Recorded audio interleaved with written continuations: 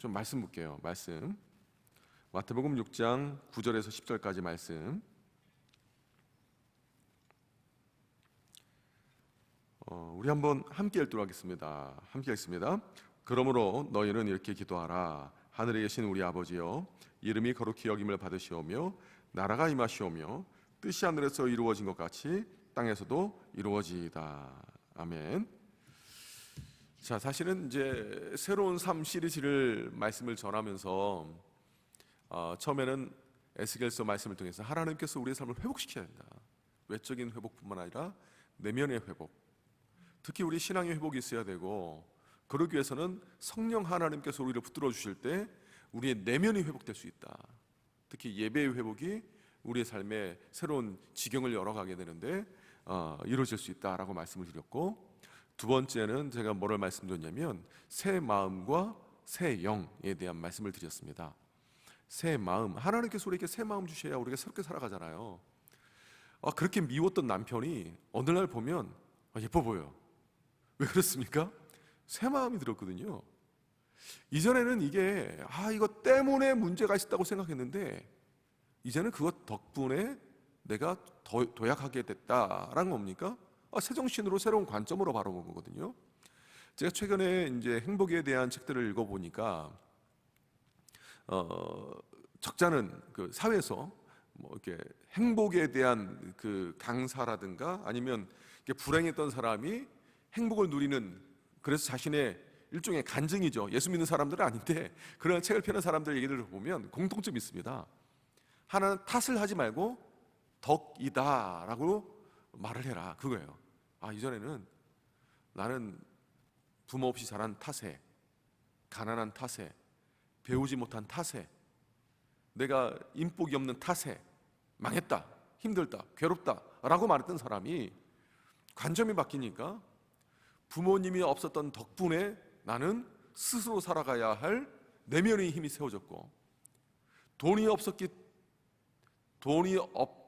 없는 덕분에 나는 돈보다 다른 것을 더 추구하는 삶을 살게 됐고, 뭐 이런 식으로 돈이 있었으면 돈에 매이는 삶을 살겠지만 돈이 없었던 환경이 있었던 덕분에 돈을 초월해서 나는 다른 영역까지도 내 꿈을 실행할 수 있는 힘이 생겼다, 이런 식으로 이렇게 전환을 하더라고요. 그러니까 새로운 관점으로 바라보는 거죠. 그래서 탓이 아니라 덕분이다. 탓이 아니라 덕분이다. 그러고 보니까 이렇게 말하는 분들의 얘기를 들어보면 정말 그렇더라고요. 세상에서 보면. 그래서 이제 이거는 새로운 관점, 새 정신이 있을 때 예수 믿는 사람들은 성령 안에서, 말씀 안에서 세상을 바라볼 수 있는 시각이 열리지 않습니까? 그러니까 말씀이 있으니까, 성령 하나님께서 우리를 붙들어 주니까 정말 다르게 살아갈 수 있죠. 그 부분에 대해서 새 마음과 새 영에 대해서 말씀을 드렸고, 그 다음에 세 번째가 뭐냐면 비전입니다. 비전. 이번 주에는 이제 관계에 대해서 말씀을 살펴볼 건데요. 이제 세 번째 비전, 보는 거잖아요. 세상 사람들도 비전이 있어요. 비전이 있는 사람과 없는 사람은 정말 다르게 살지 않습니까? 근데 세상 사람들이 바라보는 붙드는 비전은 사실은 이제 한시적이고 유한한 것이 참 많습니다. 그래서 예를 들면 내가 좀 더 근사한 집에 살겠다, 내가 좀 더 좋은 외제차를 타겠다, 혹은 좀 더 좋은 의미로서의 업적을 이루겠다, 그런 것이 하나의 비전이 돼요. 그것도 저는 뭐 다 나쁘다고 생각하지 않습니다. 그러나 주님 앞에 섰을 때 그것이 무엇이 의미가 있는가, 하나님 앞에 섰을 때 이것이 결국 무슨 의미가 있는가 하는 생각이 들고요. 또 하나가 뭐냐면 정말 그 세상 사람들이 말하는 좋은 고가의 차 뭐 해서 그게 정말 내 영혼을 행복하게 할 수 있을까? 회의적인 거죠. 왜냐하면 저 같은 경우도 목회를 하다 보니까 많은 사람들 만나보지 않았습니까?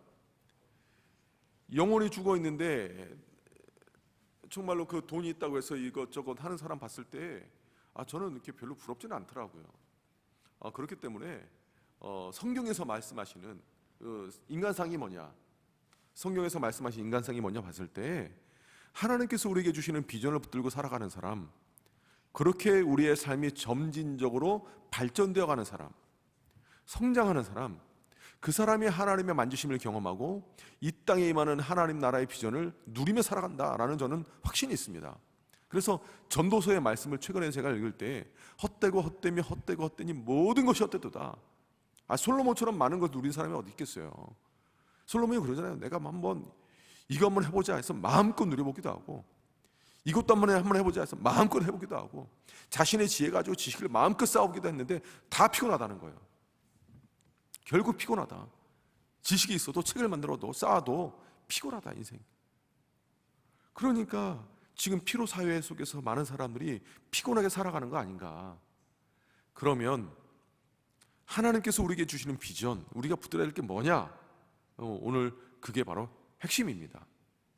자, 그러면 여는 질문, 어릴 적 나의 꿈은 무엇이는지 얘기하면서 이건 편안하게 얘기를 나누시면 될 것 같고요. 그 다음에 그러면 성경에서 말씀하시는 비전의 공통적인 특징이 뭐냐? 이렇게 보면 성경에도 보면 성경의 인물들 제가 한번 다 찾아봤어요. 그러니까 뭐 한 사람도 빼놓지 않고 그렇게 말 못합니다. 그러니까 중심이 되는 사람들을 막 찾아보고 그분들이 꿈꿨던 비전들, 하나님께서 주셨던 비전을 한번 찾아봤어요. 그러니까 여러 가지 비전이 있더라고요. 예를 들면 아담 같은 경우 생육하고 번성하여 땅에 충만하라, 땅을 정복하라, 다스리라. 굉장히 원대한 비전이잖아요. 그 다음에 아브라함 같은 경우 본토 친척 아비를 떠나서 내가 너에게 지시할 땅으로 가라. 너는 복이 될지라. 또 이후에는 너 자녀 주겠다. 야곱 같은 경우 에서의 그 칼날을 피해서 막 도망치다가 꿈을 꿨는데, 그러니까 환상 속에서 사닥다리가 위에서 아래로 내려지는 그 환상을 보고 야곱 그러잖아요. 나 무사히 이쪽으로 돌아오게 되면 하나님께 11조 드리고 나 예배 드리겠다. 어떻게 보면 굉장히 지극히 개인적인 거 아닙니까? 근데 하나님께서 그것도 비전으로 들어주셨어요. 야곱 이후에 요셉 보십시오. 요셉 꿈 꿨잖아요. 하나님께서 주신 꿈을 꿨잖아요. 2번이나. 그 내가 만들어 놓은 꿈 아닙니다. 하나님 주신 꿈입니다. 그거 주시고 나서 그 이후에 인생이 막 굉장히 곤두박질처럼 느껴져요. 근데 그때마다 형통하다 했거든요. 우리가 이번 주에 살펴보겠지만 다윗 같은 경우 보십시오. 왕으로 세움받겠다고 기름 부으심을 받았어요. 그리고 나서 순간 좋은 일이 있었습니다. 골리앗 죽였으니까. 그 다음부터 안 좋은 일만 계속 생겨요. 질투에 의해서 막 이상하게 막 인생이 꼬이고 도망치고. 그럼에도 불구하고 기름 부으심은 그 비전 아닙니까? 다윗이 광야 속에서 헤매고 있을 때 하나님 바라보고 주의 말씀 붙들고 살아가거든요. 이후에 지금 우리가 최근 해외마다 보는 에스라 보십시오. 민족 다시금 내적으로 회복시키는, 말씀으로 회복시키는, 나중에 가정도 회복 다 했거든요. 달라요 다. 상황에 따라. 에스더 같은 경우도 그렇잖아요. 예뻐가지고 그게 이제 왕비가 됐다. 이게 비전입니까? 그거 아니잖아요. 그 이후에. 그런데 이거 보면 이 꿰뚫는 뭐가 있다라는 거예요. 제가 봤을 때 쭉 살펴보고 한번 나름대로 정리해보고 하니까 꿰뚫는 게 있었어요. 그 꿰뚫는 게 뭡니까? 하나님의 뜻이에요. 하나님의 뜻. 그래서 그 모든 상황을 지켜보셨던 하나님께서 이 땅에 인간으로 오셨잖아요. 이 땅에 인간으로 오셔서 제자들에게 기도를 알려주시는 거예요. 그러면 우리가 기도할 때 우리도 어떤 기도합니까? 감사 기도도 하고 주신 것에 대한 그 감사 기도도 하지만 우리가 바라보고 소망하는 것도 기도하잖아요. 예전에 제가 특세 때 주기도 올 상반기 때 하지 않았습니까? 그때 제자들이 예수님 우리에게도 기도 알려주세요. 요한은 제자들에게 기도 알려줬습니다. 우리에게도 알려주세요. 이 배경에 대해서 말씀을 드렸잖아요. 기억하시죠? 예. 그 당시 사람들 다 기도했어요. 근데 왜 기도 알려달라고 합니까? 그거잖아요. 예수님, 우리가 예수님 따라야 되는 이유가 무엇입니까? 예수님이 가지고 있는 신학사상의 핵심이 무엇입니까? 요한의 공동체가 바라보고 구하고 날마다 기도해야 될 것을 압축적으로 알려줬는데 그럼 우리도 알려달라고. 우리가 왜 존재하는지, 우리가 예수님 따르면서 우리가 따르는 신학의 가치사항이 핵심이 무엇인지, 그리고 알려주신 것이 바로 주기도예요. 그러므로 너희는 이렇게 기도하라. 기도의 자세를 알려주시면서 이 주기도. 그러니까 우리가 가슴에 품어야 될 것이 무엇인지, 우리의 비전이 무엇인지를 주님께서 함축적으로 말씀하신 거예요. 그래서 제가 오늘 읽었던 이 말씀을 가지고 구약에 있는 모든 사건이 하나님의 뜻, 예수님의 뜻대로 이루어진 과정 아닙니까? 그래서 예수님께서 이 땅에 오신 거잖아요. 그러면 그 모든 과정을 함축적으로 말씀하신 그 말씀이 이거거든요. 예. 하늘에 계신 우리 아버지요, 그러니까 하나님과 나와의 관계를 아버지와 아들과의 관계로 부르게 하시는 것. 그러나 전능하신 하나님, 초월하신 하나님을 우리 가운데 일깨우는 것, 초월하신 하나님이 우리 안에 들어오게 하시, 우리가 그 하나님의 영역 안으로 들어가는 것, 비전이었어요. 더 나아가 하나님의 이름이 거룩히 여김 받는 것, 나라가 임하는 것, 하나님 통치하심이 임하시는 것, 그래서 뜻이 하늘에서 이루어진 것까지 이 땅에서 이루어지는 것, 이게 예수님 비전이에요. 그러니까 우리가 붙들고 달려나가야 될 비전이에요.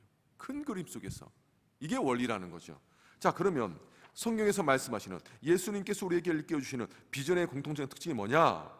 제가 이제 이 9절 10절 다거든요. 단데 좀 더 우리가 이해하기, 그러니까 기억하기 쉽게 하기 위해서 한 문장으로 요약했을 때 하나님의 무엇이죠? 뜻이 이 땅에 이루어지는 거. 이게 뜻이라고 말해도 되고요, 하나님의 소원이라고 해도 됩니다. 하나님의 말씀이라고 해도 됩니다. 그러니까 결국은 하나님의 뜻이 이 땅에 이루어지는 거예요, 주님 표현대로 하면. 그래서 하나님 뜻이 이 땅에 이루어지는 것, 그러면 보세요, 개인의 삶 속에서 하나님 뜻을 이루어가려고 하나님 그렇게 노력하셨어요. 아브라함 얼마나 좀 아내를 누이라고, 누구세요? 그러니까 누나예요, 여동생이에요, 뭐 이런 거잖아요, 그죠? 여동생이에요. 뭐 만약에 제가 저희 아내를 누가 물어봤을 때, 목사님 옆에 계신 분 누군가요? 그러면 아는 누나예요, 이러면 어떠실 것 같아요? 되게 치사하잖아요, 그죠? 그 제 안에서 보면 기가 막히게, 물론 합의를 했다 하지만 이게 아브라함과 사라 입장에서는, 근데 하나님 보시기에는 이게 하나님 언약이 깨어질 수 있는 그 위기적인 상황이거든요. 아브라함과 왜 하와가 나오냐? 아브라함과 사라 속에서 혈통이 나오는 건데, 근데 하나님께서는 하나님의 뜻을 아브라함의 인생 가운데 이루고 사라의 인생 가운데 이루기 위해서 그렇게 빚어가셨어요. 그 나중에는 아브라함도 알았잖아요. 내 삶을 통해 하나님 뜻이 이루어지는 거, 독자 이삭 바치라니까 바치잖아요. 뭐 그렇게 빚어간 거 아닙니까? 그러니까 내 삶에도, 여러분, 내 삶에도 하나님께서 내 인생을 하나님 뜻 가운데 빚어가길 원하세요. 그래서 성령의 사람이 되게 하시고 성령의 열매를 맺어가게 하시고, 그 성품이 보면은 우리가 처음부터 성품이 좀 우리만 아는 사실이잖아요. 내가 얼마나 성품이 못됐는지 다른 사람 몰라도 내가 날 너무 잘 알잖아요, 그죠? 근데 하나님께서 그 성품을 성령의 성품으로 빚어가기 위해서 성령께서 역사하시고 성령의 열매를 맺게 하시는 거 아닙니까? 그러니까 성경 보면은 내 삶에도 하나님 뜻이 이루어지는 거 하나님 뜻이에요. 뿐만 아니라 우리 아내, 남편, 자녀, 우리 가정,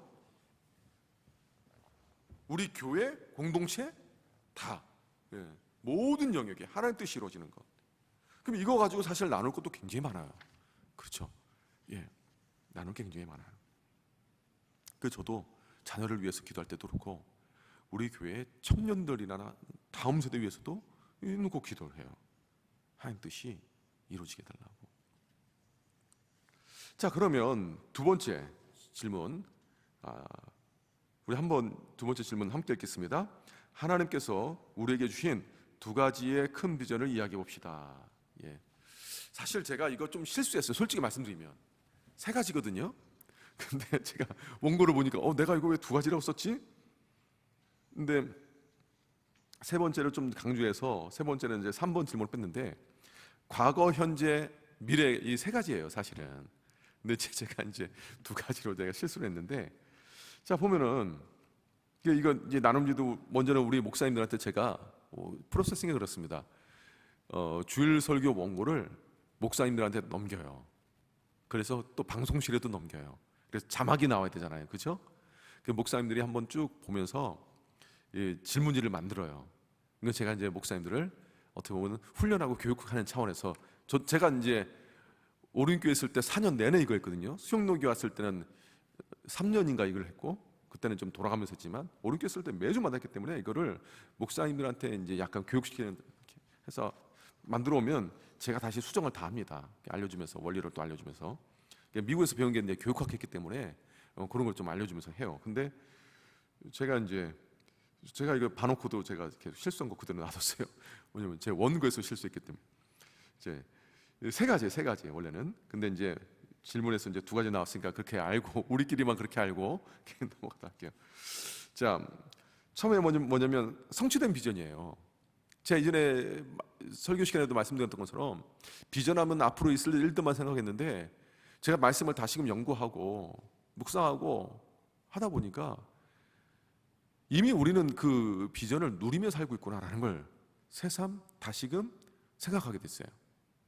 얼마나 막 구약의 수많은 사람들이 메시아 오기를 기대하고 학수고대하고 바라보며 소망하며 살았습니까?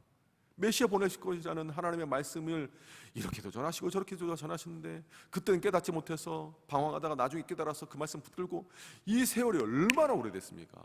그런데 그 비전을 이미 우리는 누리며 살잖아요. 그러니까 이미 성취된 비전을 우리는 누리며 살고 있거든요. 그래서 제가 성취된 비전이라고 그냥 이름을 줬어요. 그냥. 그래서 우리를 구원하실 누구를 보내는 겁니까?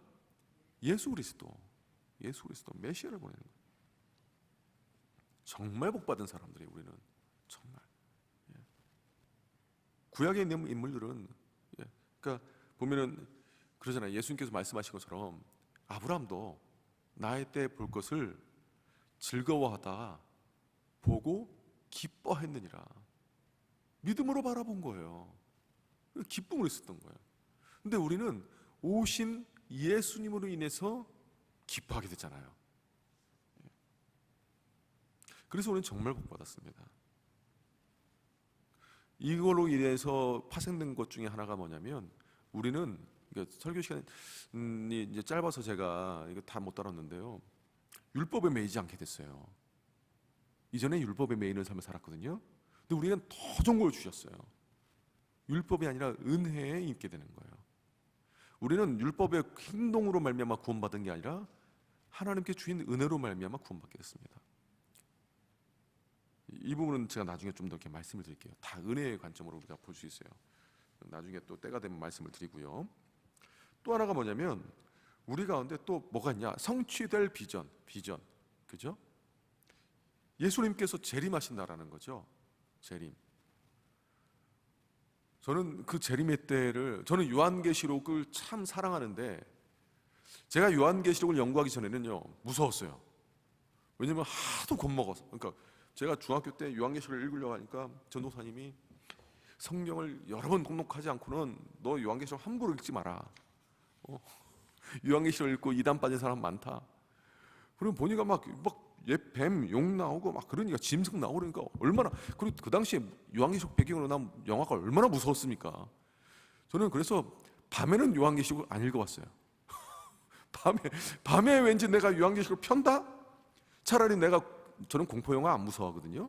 봐도 막 갑자기 소리 꽉 지르면 깜짝 놀라요. 근데 왜 소리를 지르고 난리 이러고 말지. 근데 밤에 요한계시록을 안 읽었어요. 근데 보니까 너무 기대가 돼요.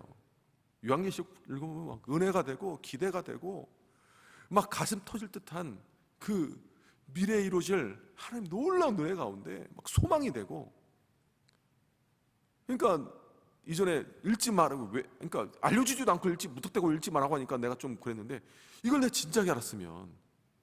그러니까 요한계시록 성경의 맨 마지막에 있는 성경 아닙니까? 얼마나 기대와 이 은혜가 큰데요. 그거 보면 성취될. 제가 이렇게 말해놓고 저도 이제 요한계시록 안 알려주잖아요, 그죠? 저는 이거 코로나 끝나고 나서 성도님들 현장에 모일 때 하려고 지금 생각하고 있어요. 금요철에 때 할까? 나오지 않으면 이제 못 들을게. 그때는 이제 유튜브 딱 끊어버리고 그 설교 영상도 이제 그거는 이제 안 하고 현장에서만 오직 할까 막 생각 중이었어요.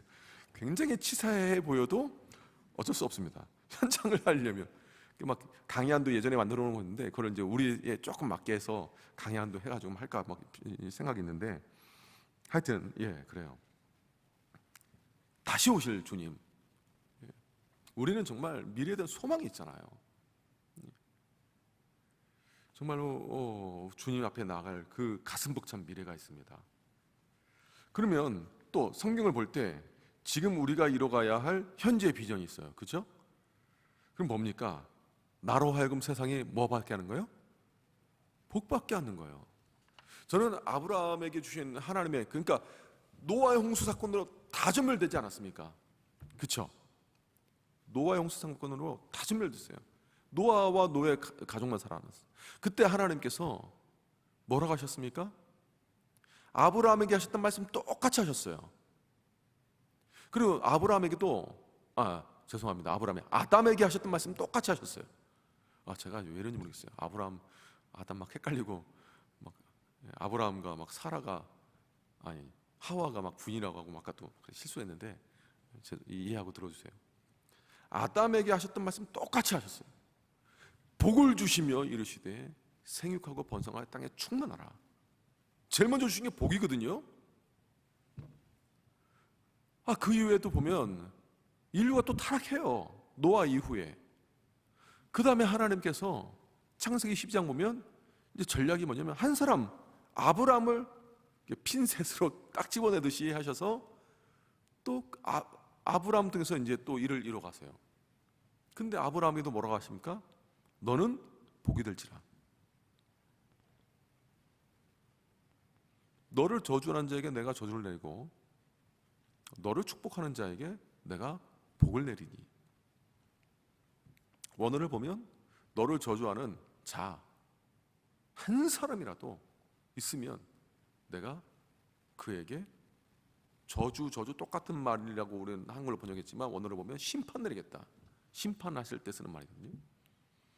너를 축복하는 원래는 복수의 자들에게 내가 몇 명이 됐든 몇 천 명이 됐든 내가 그들에게 다 복을 내리겠다. 이걸 통해서 우리가 알 수 있는 건 뭡니까? 하나님의 마음이에요. 먼저는 아브라함을 보호하고자 하는 마음, 어디 가든지 간에 보호하고자 하는 마음 뿐만 아니라 아브라함을 통해서 주변에 많은 사람들이 복받기를 원하시는 거예요. 예수님께서도 이 땅에 오셔서 제일 먼저 전한 메시지가 팔복이잖아요. 팔복. 시편에도 시편 1편이 인생을 다 담고 있는 시편 150편의 첫 번째 복이 뭡니까? 복이에요. 복. 어떤 사람 복이 있느냐? 나로 하여금 하나님께 나에게 복을 주셔서 그 복을 내가 누리고 나만 누리는 것이 아니라 인간의 모든 사람들에게 복받기를 원하시는 거예요. 그래서 예수 믿는 사람들마다 예수 믿는 사람들이 가는 곳마다 복이 흐르는 은혜가 있어야 돼요. 심지어 자연 만물까지도 복이 있어요. 그래서 예수 믿는 사람들은요, 이 지구 환경 지키는 것도 사명입니다. 왜냐하면 하나님께서 생육하고 번성한 땅에 충만하라, 땅을 정복하라, 다스리라, 이 말씀 안에 우리 가운데 주신 사명이 있을 뿐만 아니라 우리를 통해서도요, 사람들이 복받을 뿐만 아니라 자연 만물이 복을 받아야 돼요.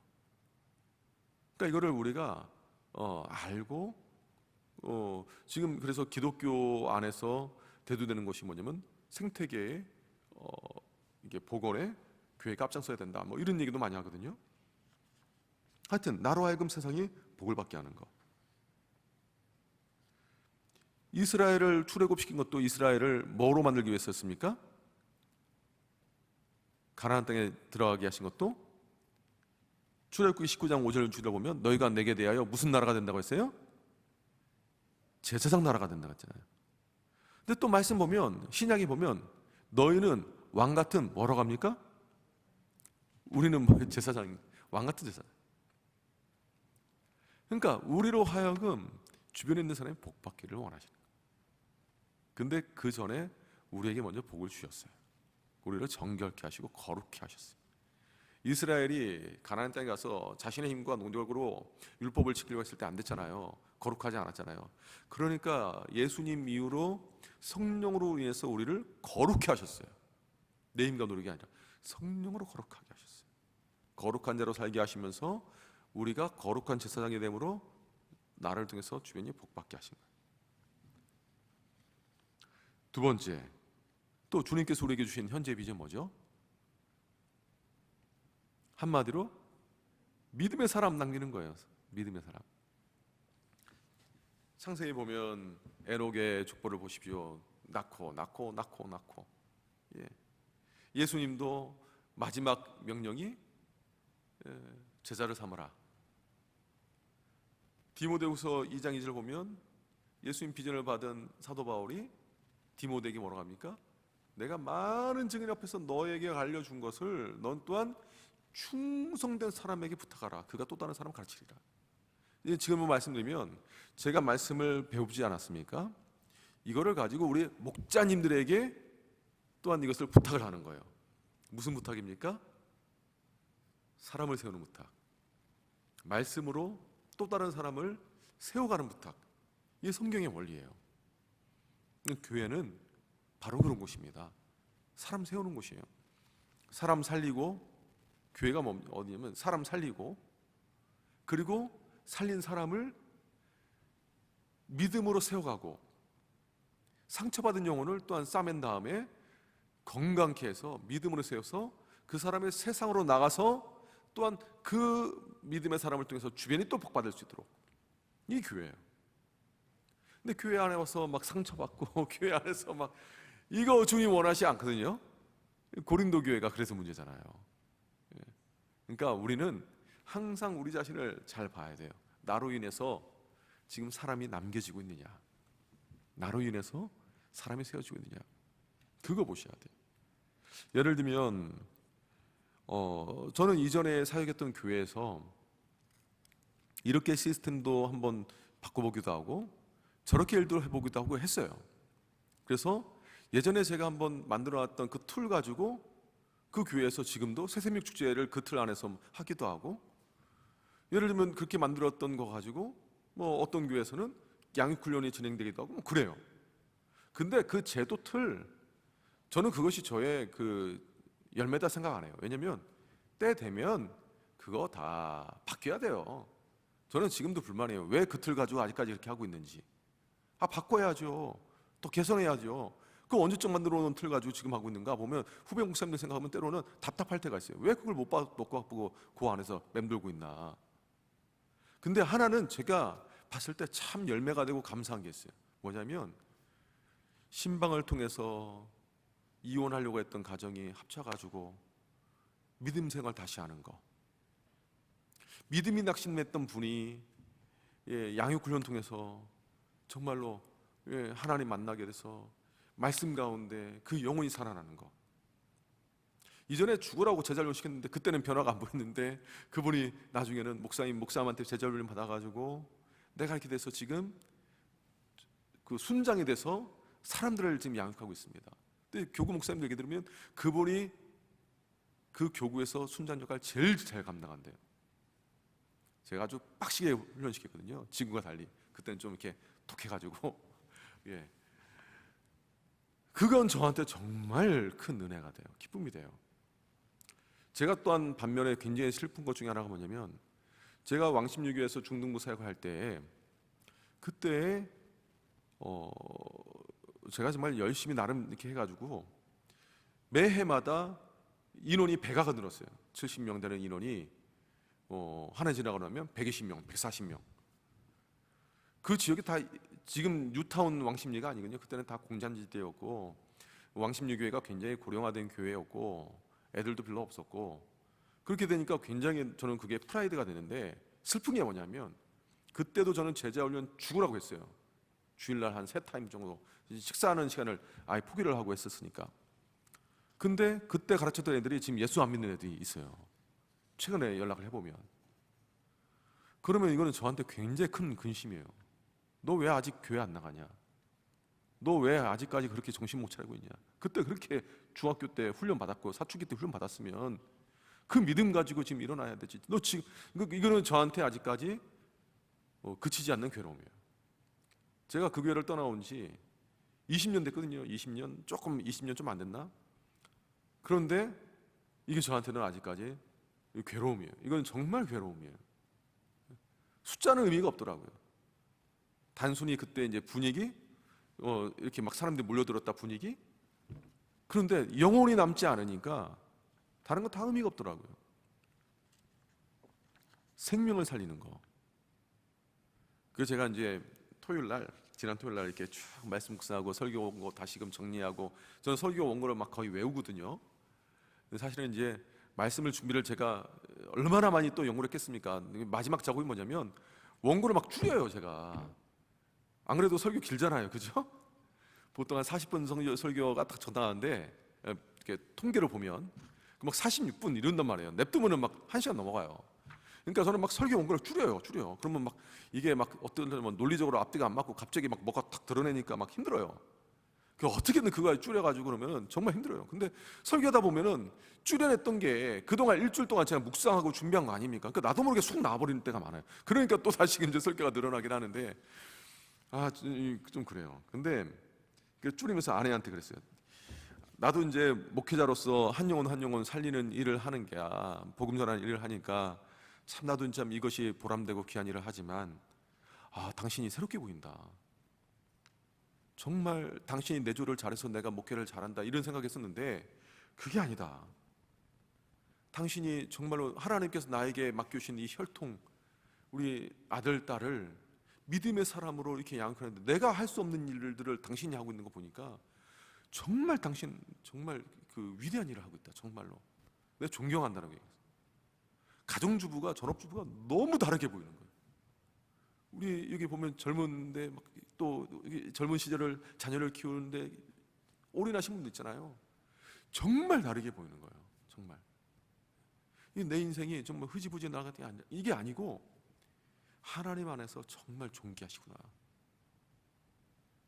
이 일만큼 사실 힘든 게 어디 있습니까? 근데 이 일들을 감당하고 있구나 느끼면서 제가 아내한테 그런 얘기를 했어요. 그러면서 우리 교회에 있는 그 전업주부들이 또 다르게 보이는 거예요. 물론 일을 하면서 또 가정일 하는 분도 정말 대단하죠. 그 이전에도 대단하게 봤어요. 근데 정말로 모든 걸 다 내려놓고 아이에게 집중한다는 것은요, 내려놓은 게 아니라 가장 가치 있는 것을 붙드는 거예요. 그래서 저는 그 그러니까 경제적인 여력이라든가 그런 허락되면 자녀 지키는 것도 굉장히 큰 가치다. 무엇과도 비교할 수 없는 가치다라고 저는 생각합니다. 생명을 남기는 거. 자, 그러면 4번, 5번 어떻게 보면 하나의 질문을 볼 수 있어요. 하나님이 우리에게 주신 두 가지 비전을 보면서 느끼는 감격 기록하고 나눠봅시다. 그러니까 이제 요한계시록에 있는 말씀을 가장 마지막에 22장에 있는 말씀을 읽어봐도 되고, 정말 그때 이제 우리가 함께 정말 우리 비전이나 찬양 우리 불렀잖아요. 구원하심이 하나님께 있다. 이걸 이렇게 보면서 해도 되고요. 또 하나가 뭐냐면 5번 문제 함께 읽습니다. 시작. 현재의 비전을 보면서 나를 통해 복을 받게 된 대상을 찾아보고 어떤 복을 받으면 좋을지 기록하고 지속적으로 기도합시다. 내가 남겨야 할 믿음의 사람은 누가 있는지 생각해보고 나눠봅시다. 서로 나눈 믿음의 사람들을 위해 함께 기도합시다. 이 부분을 좀 더 풍성하게 나누고 그 목장 모임을 마무리 지으면 될 것 같습니다. 그래서 이제 이번에 새생명 축제도 여기와 연결해서 우리가 할 수 있는 영역을 찾아봐도 되고요. 그렇게 연결해도 좋을 것 같아요. 혹시 질문 있으신 분?